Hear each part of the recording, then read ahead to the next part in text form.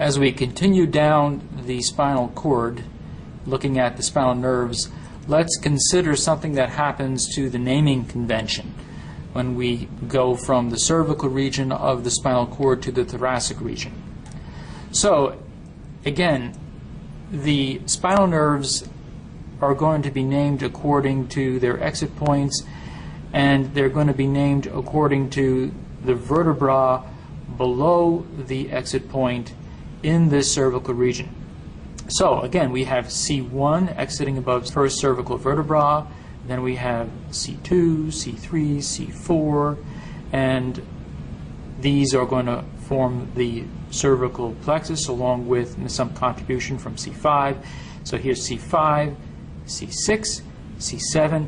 Right over here, this is cervical vertebra number 7. Now this is again C7. If we continue this naming convention, this next spinal nerve, which exits above the first thoracic vertebra, should be called T1, but it isn't, because at this point we go from naming the spinal nerve according to the vertebra below it to the vertebra above it.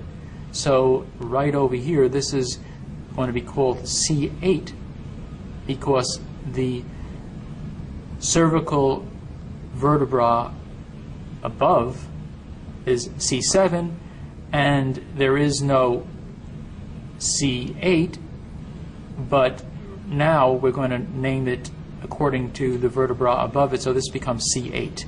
That's a little bit confusing. From here on in, though, the spinal nerve is going to acquire the name of the thoracic vertebra above the exit point.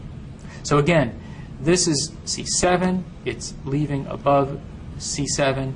This is C8, it's leaving below C7.